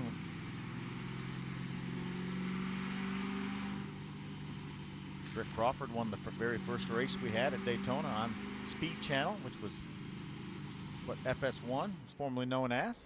By what? A foot? Maybe, but over third. Yeah, I think it was a foot over third, and the 6 inches over second. Yes, they were 3 wide at the start finish line. What a great day that was! Well, it's hard to beat the day we've had here today. As you look at the blue skies and a little bit of a cloud cover, but it is just an absolutely beautiful day here in the New England area, and just glad to be here for Chase race number 1. Caitlin. Well, things are pretty good so far in the 29 camp. Him telling his team, Tyler Reddick said, I'm still a little free on the get-go. I won't be able to roll the center. I'm having trouble letting off sooner, getting into the corner as well. But his team, very optimistic that he can maybe get a win here today. We still gonna see a wreck, or, you know, we could just blow by on the restart, one or the other. Okay, you got the outside lane here, ready to roll. Here, Tyler Reddick and his crew chief, Doug Randolph, very optimistic. If they can get it done here today, it would be his first win of the 2016 season. Vince? The 22 of Austin Wayne Self brought out this yellow because of that hard contact, has been released from the care center, so that's good news. Hey, next Saturday, NASCAR Camping World Truck Series racing heads to Las Vegas. Catch all the action 8 o'clock Eastern on FS1. Or as always, you can watch it live on Fox Sports Go. Can't wait to get to Vegas next week. Yeah, let's catch a 1.5 mile racetrack out there in Las Vegas for our second race of the chase. Everybody's agenda will be a little bit different after the results that we're going to have today. Maybe a roll of the dice and see what happens at Vegas. Ready to go green. KBM teammates William Byron and Christopher Bell lead us to green. So important for Matt Crafton to get a good restart here. He doesn't want to give up that third spot to Reddick. Can he pull alongside and pass Bell? He was stronger than Christopher in the long run, but that doesn't really mean anything on these short sprints. He squeezes up in line for third. Reddick in fourth. Look like Crafton's brakes were okay because they had to use them getting down in turn number 3. Timothy Peters right there in the top 5, another chaser. 4 chasers in the top 5. And how about running 6th, the double zero of Cole Custer? Back on lap 59, he spun and fortunately didn't make any contact. Kane put new tires on and bam, he's right back up inside the top 10. Real impressive. When you look right behind him and that blue number 24, Kaz Gralla, 17-year-old from about an hour away here in Massachusetts. And every time he runs on this, every time he runs this 24 truck, he puts it in the top 10. He's got good speed, a couple of top 10 finishes. See what he can finish up today. Inside of 40 laps remaining, and it doesn't take long to click off 40 here on the mile. William Byron continues to lead and everybody chasing, hoping to catch a break. Maybe Byron runs into some trouble. It has been clean so far for the 9 machine. KBM looking really strong here with 1-2. Cody Coughlin had a great run going till he ran out of fuel just as the caution came out earlier. See at the top of our screen the leaders as they run on the track. Of course, those drivers that are in the chase highlighted in yellow. John Hunter Nemechek had a spin, avoided some disaster earlier today as well. Yeah, he's rebounded nicely, just like Cole Custer. For Custer, it's just go out and win. For John Hunter Nemechek, when you have a spin like that, you find yourself looking at a deficit and making it to the next round of our chase. It's definitely a different dynamic when you have problems. Yeah, we have 35 laps to go. We know that everyone has enough fuel to get to the end. It's about maximizing the points for John Hunter Nemechek. And this position here, Johnny Sauter needs to pass John Hunter Nemechek. He wants that point away from him, knowing how important it could be as we get to Talladega. And remember, the 41 of Ben Rhodes came in 26 laps later than everybody he's racing around, so he's got a little bit fresher tires, guys. And he's driven around Ben Kennedy. We talked about whether Ben should come to pit road or not. You can see Ben in the white truck just behind this battle between Sauter and Rhodes. Maybe a pit stop might have worked for that team. Rhodes taking a look inside of Sauter. That's 9th, 10th, and 11th. Nemechek 9th, Sauter 10th, Rhodes 11th, and that's Ben Kennedy there in 12th. And a little bit loose off of 4 that time. Came awfully close to that safer barrier on exit.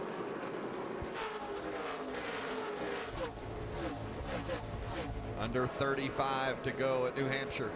And you make contact with that safer barrier, Phil, it certainly absorbs the impact for the driver, but it could end your day. Bounce off of it exiting turn 4. You got to avoid that wall. Look how close it is right there. How sideways Johnny got. Until maybe if the 41 got into the back end of him a little bit, or just Sauter just wiggled, but whatever it is, it opened the door for Rhodes to go past Sauter. Watch how those trucks bounce down into the corner. I can't believe we haven't had contact yet with them trying to wrestle these things as they hit the bumps entering. Johnny with the crossover coming right back inside of Ben Rhodes. There's no give up in Johnny Sauter, that's for sure. But right now, he's racing a truck that has a few more laps on him than that 41 truck does on the tires. A lap ago. Look at these two. Whoa.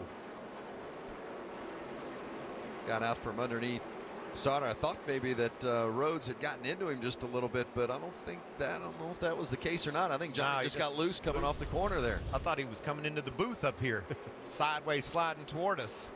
Now Kennedy has his sights set on Sauter and a chase point. A couple of chasers. Stuart Friesen right there behind Ben Kennedy, doing a real nice job here. Awesome job. Yeah, stayed on the lead lap. Right now chasing down Ben Kennedy, one of our chasers. Another one, Friesen, who has recovered from a spin today.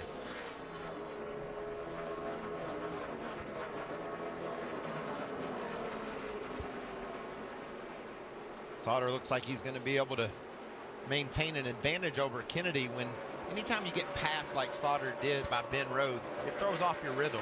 It also, you know, keeps you from gaining momentum off the turn, and you're vulnerable to the truck behind you directly after a pass. If you're able to stabilize and hold your position, then you can rally and drive away. Well, that young man right there has been driving away all day long. William Byron at New Hampshire. Coming to 25 to go here at New Hampshire, the NASCAR Camping World Truck Series, but plenty of racing left this weekend. The Xfinity Series at Kentucky Motor Speedway. You'll see that one tonight with our friends at NBCSN. And then NASCAR Race Day here on FS1 tomorrow morning. Get you ready for the Cup race tomorrow here from Loudon. Our friends at NBC have that one as well. Great little Saturday crowd here at New Hampshire. Triple header, really, with all the Cup practice. We've got this Truck Series race and a couple more races. The Modifieds are going to be here, as well as the ACT Series. So a lot of racing up here at New Hampshire. Rhodes got past John Hunter Nemechek. Inside the top 10. Getting a report that maybe there's a little bit of smoke coming from that 8. Be a tire rub. Did he get together with the 41? Oh, that's so close. Yeah, squeezed him a little bit. Like John Hunter was about as close up to the wall as he could stand to be there. Whoa. That sort of defines truck racing, doesn't it? Excuse me. Coming through. Drive by himself. Drive by himself, up and out the back. You could hear John Hunter spin his tires a little bit off that corner. A bit of door banging for position as Rhodes moves to 9th. Keep an eye on that 8 machine of John Hunter Nemechek, and hopefully if there was a little fender rub, it doesn't turn into something worse. One of our chasers. Vanilla Ford to have his day go wrong at this late stage. Gotta like that call Bellecourt made on 41 to come and get those tires and see if you could just make something happen. The crew chief Kevin Bellecourt's making a great call to gain some momentum. He was running 7th when that caution came out, and he probably said, we're not moving forward. We might as well try something to see, you know, if we can move forward from 7th. William Byron continues to lead, just under a second and a half. He has dominated today, led almost 140 laps. In fact, it is 140 now as he crosses the line. And you know, you just wonder if maybe Phil, if he just starts to maybe save a little bit of something in case there's a green, white check or a late caution, so that he has some tires left and is able to hold off Christopher Bell and Matt Crafton, because he hasn't driven away to the 4 or 5 second lead that he's done earlier in the race. And in fact, the last few laps, Crafton's been the fastest truck on the track, that time by 0.2 of a second. So maybe Williams, with the direction of Rudy Fugle, which thinks of every aspect of this whole game, I believe, maybe he's pulling the reins back on our leader. Camping World 20 to go. The NASCAR Camping World Truck Series Chase race number 1. 20 laps to go for William Byron. And how about if you're Kyle Busch, the reigning Sprint Cup Series champion, you got to be feeling pretty good as you watch this one and you see your guys running 1-2. Well, it's been like this all year. I mean, we felt like William Byron had a lot of potential, and we felt like he was going to get to victory lane, but we didn't realize it was going to come as soon and as often as it has. And talking about this race, he's been flawless. He's led 142 of the 150 some laps right now, and has not made the slightest bit of a mistake. But I tell you, Vince, as a former car owner, running 1-2 is great, but it's just he's nervous as he's ever been. He knows he has a performance, but closing the deal is what it's all about. And if the caution comes out late, which it so often does in these NASCAR races, he knows a restart can put all this success into the wall. Byron continues to click off the laps with his teammate Christopher Bell second, Matt Crafton third. Chasers have 4 of the top 5 spots. Timothy Peters running 5th. That 29 truck is the lone non-chaser in the top 5. That's Tyler Reddick. How about the trucks in the GMS stable? A couple of our chasers, Johnny Sauter and Ben Kennedy. Caitlin?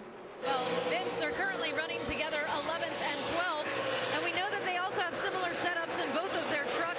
Johnny Sauter told me he really likes coming to New Hampshire, even though he's never won here. He's finished in the top 10 in all 5 of his starts, but right now he says, I'm tight in the middle, loose on entry and exit. Ben Kennedy, his teammate, contrary to Johnny Sauter, he says, I've never really enjoyed coming to New Hampshire. It hasn't been a good racetrack for me, but he said, I have leaned on Carl Edwards, the pole sitter for the Cup race tomorrow, for some insight on this racetrack. But right now, he's saying he's a little bit snug. Those 2 guys, with the exception of Hemrick, are the lowest chasers on the leaderboard right now. Hermie. Well, Caitlin, the 9 of William Byron, we've talked about how dominant he's been today. Right now, he's working lap traffic. He did tell his crew chief, Rudy Fugel, 3 laps ago that the truck was a little bit tighter than it had been in previous runs.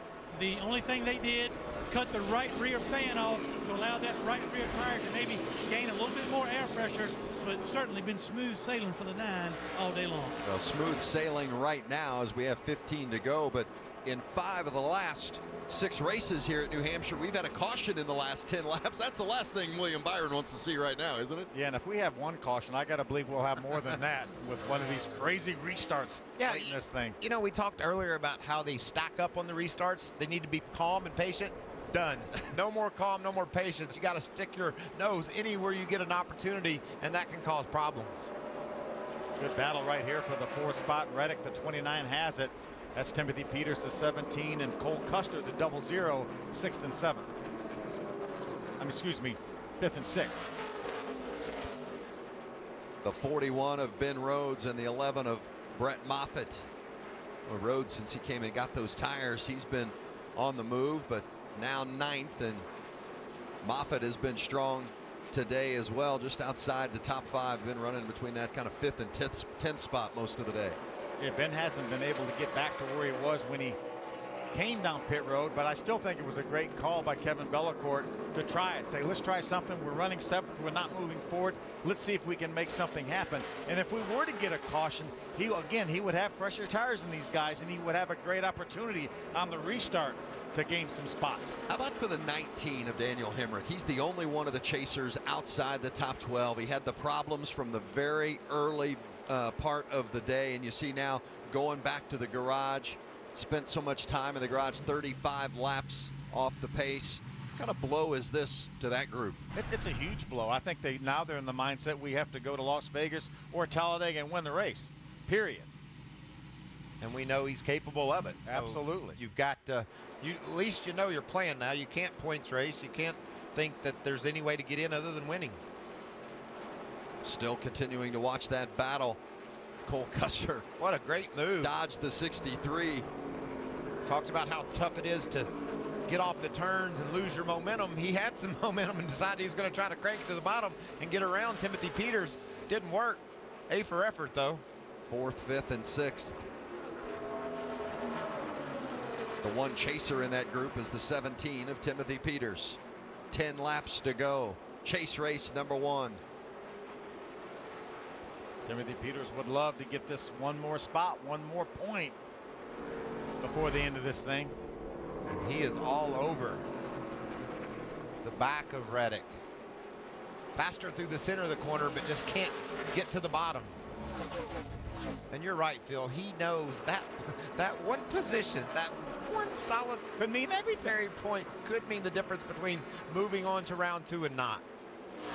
You got to race every lap like that. That's what makes the chase so special. Can't take anything for granted. Peters came into the chase as that 8th seed. He was on the bubble. Had to endure that nerve-wracking experience in the final regular season race at Chicagoland last week. Made it into the chase, and they really like their chances coming into today. Really happy with their truck, and right now trying to get that spot and protect it inside the top 5. You know, it's amazing. We went to Chicago last week, and there were 6 guys that were resting easy. They knew they were locked in the chase. Actually, probably Daniel Hemrick also. So we had 7 guys that were resting comfortably. Right now, after this race, we're going to have one guy, probably William Byron, that's going to be comfortable, and the rest of the guys are going to be on nerves for the next week or 2. Late stages of chase race number 1. Remember, we go to Las Vegas next week, and then the final race in round 1 of the Truck Series chase will be at Las Vegas, or excuse me, at Talladega on the 22nd of October. And not only is it bad enough that they're going to be losing sleep, they have to wait a couple weeks after Las Vegas before we go to Talladega. And I tell you, Phil, from experience, they'll stare at the point standing, those 8 guys. I'll try to get them to change. And just say, okay, well, if I keep looking at it, will I gain a spot or 2? Because I know how important that could be.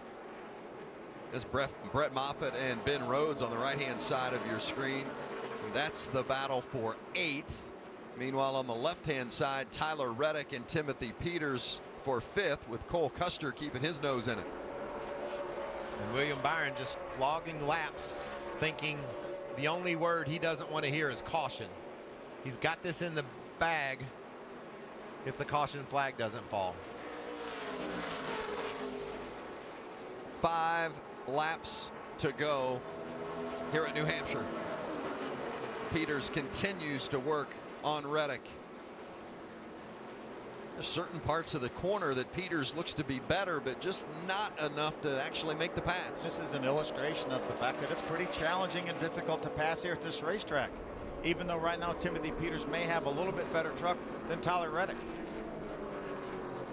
But it sure provides some great racing here at this racetrack. Oh, it's fun to watch these guys work each other over, trying to figure out how to get to the inside and how to wedge their way past. There's your leader, William Byron, with just 4 laps remaining. Disaster, all that would keep him from finishing the job here today. It has been a flawless performance from Byron and company. They've led 157 of the 171 laps today so far. Comfortably by the 07, Matt Mills. A lot of heavy traffic in front of him here, though. Yeah, and look how 3 to go. Close Christopher Bell's gotten. He's got it under a second. We haven't seen anyone this close to William Byron after some green flag runs all day long. Bell's really making it interesting here late. Has a group of 5 trucks right in front of them, about 20 truck lengths, and Christopher Bell is coming. Let's call it just 5 truck lengths back to the second place truck. Where'd he come from? Wow, what a rally late. Bell on the move, pressuring his teammate William Byron. 2 laps to go at New Hampshire, chase race number 1. I think they're going to catch these trucks right here. Certainly the 66 of Jordan Anderson. Jordan stays up the racetrack. Williams going to be able to go by on the bottom.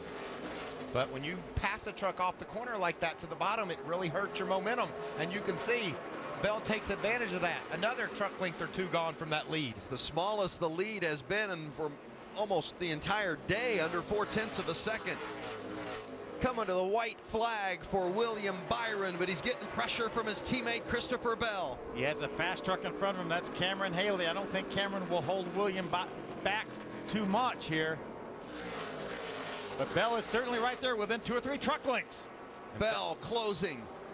Can Byron hold off as they roll into turn 3? William Byron through 4. He's going to do it. The first chase race ever in the Truck Series belongs to William Byron. Good job. 1-2, back her down, back her down. And the caution is out as Ben Rhodes has made contact with the 11 of Brett Moffitt. The 41 and the 11 getting together down in the turn 1 end. They were racing for 9th position. A lot of damage to the rear end of that 41 truck. It's unfortunate because those two, Moffitt and Rhodes, both been having an excellent day today inside the top 10. That's going to give an extra point to 3 of our chasers. Nemechek, Sauter, and Kennedy all got by Ben Rhodes with that contact. William Byron in a dominating performance, his 6th win of the season. Hermes with his crew chief.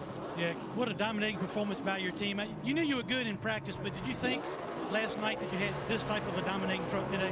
No, there was 4 or 5 good trucks. You know, we were really, really good, but man, he did a good job driving that thing today, and always got away. A lot of tough restarts, but KBM, we're strong. Toyota couldn't do without all them people, and what a way to start the chase. This is we're going for another championship. It's time to go. 9 truck is going to victory lane. The 6 wins by a rookie, the most in the National Series. Awesome job, boys. Awesome. Great focus all weekend. Feels good.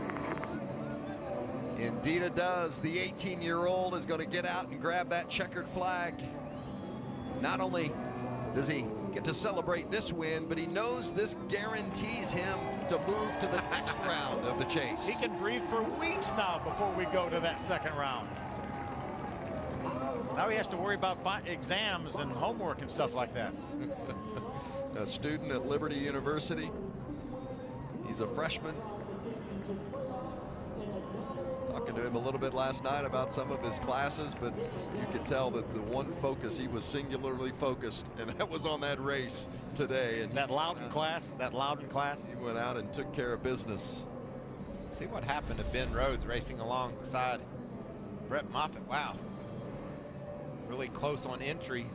Moffitt gets loose on the bottom, and around goes Rhodes. Yeah, that's really too bad. Ben Rhodes had a good day today.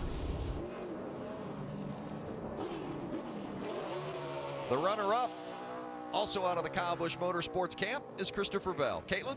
Well, Vince, he earned his 8th top 5 so far this season. Getting 2nd here today, do you think a couple more laps you could have caught your teammate? I don't know. That's really tough to say. He was obviously dominant all day long, and I was pretty impressed that we were able to get to him there. He was in heavy lap traffic, and that was slowing him up and let me get there. But if we had a couple more, maybe I would have had a shot at him. But just really thankful for all the guys on this KBM Sirius XM Toyota number 4 team. Man, they worked really hard, and just really thankful to be here. And everyone at the KBM and all the KBM chassis guys, they work so hard. And I'm really thankful just to have our partnership with JBL too. Thank you. Christopher Bell earns a 2nd place here at New Hampshire. Vince? Well, a great day for the KBM group, 1-2. And Cody Coughlin had a good run throughout much of the race today as well. Finished 20th, as you see Coughlin climbing out, but no shame in the kind of afternoon that he had. Just think about Kyle Busch now. He's breathing regularly, and he's very happy. What a great day for that team. 3rd place was Matt Crafton. Yeah, Vince, he also earned a top 5. How do you feel like this run here today just set up your chase, a decent run for your first race of the chase? Yeah, without a doubt. I mean, Bernard Soto Tundra was decent. We just weren't as good as we were yesterday. Just lacked a little bit of turn in the middle of the corner and off the corner. We were decent at the middle of a run and could hold our own, and then at the end of the run, those 2 in front of us were just really, really good at the end of the run, and we had those long green flag runs right there at the end. But nothing to hang our head about. We'll go on to Las Vegas and get us one there. Thank you. Matt Crafton earns his 6th top 5 today. Now let's go to victory lane with Hermie. Well, William Byron parks it in victory lane in New Hampshire to start this chase. 5 years in the regular season, 5 wins this regular season, but the question would be, how would this team react to the pressure of the chase? And they answered those questions today in dominating fashion. He gets the victory. William, I don't know what to say or where to start. What a dominating performance by your race team. Congratulations. Yeah, we got redemption from last week. Just can't thank these KBM guys enough. Everybody on this Liberty University Tundra has done a great job all season, and to get a win now when it counts in the chase feels so good. And I was so down on myself last week making that mistake. So to come back and get this win is really, really good for our team. How about your mindset now? You have a victory. but still 2 more races in this first round. How do you navigate those next 2? Well, we just try and win. I mean, we just go out there and compete like we don't have a win. So that's our objective, and we want to keep the momentum going throughout this chase so we can make it a homestead. That's the ultimate goal. That's William Byron dominating victory here in New Hampshire. Well, as we look at our chase standings after today, William Byron with that victory, of course, advances to round 2. But the one driver that really took a big hit today was Daniel Hemrick. Yeah, he knows what he has to do now. He has to go to Las Vegas to Talladega and go to victory lane. And even Matt Crafton right now, that's 11 points to the good, can't really rest easy. He had a great run today, but he's got 2 more races, and he could find himself like Daniel Hemrick with some issues. We're probably going to see one guy of these 8 have an issue at every race we go to. So you've got to maximize when you don't have a problem, and then you got to overcome it when you do. Byron with that victory automatically moves into the round of 6. Who's going to join him? He's going to have a little company. 5 others will eventually make it, but we've got to go to Las Vegas next week on the 1.5 mile and deal with Talladega in the final race of round 1. Williams has been pretty good on the 1.5 miles this year, so you know he's licking his chops, getting ready to go to Las Vegas. Wouldn't be a surprise if William Byron won more than 1 race in round 1. That's exactly right. Next week, we'll have qualifying from Las Vegas, 6 o'clock on Saturday, 6 o'clock Eastern, followed by the setup show coming your way at 8 p.m. Eastern, and then we'll go racing next Saturday night at 8:30 Eastern, all here on FS1.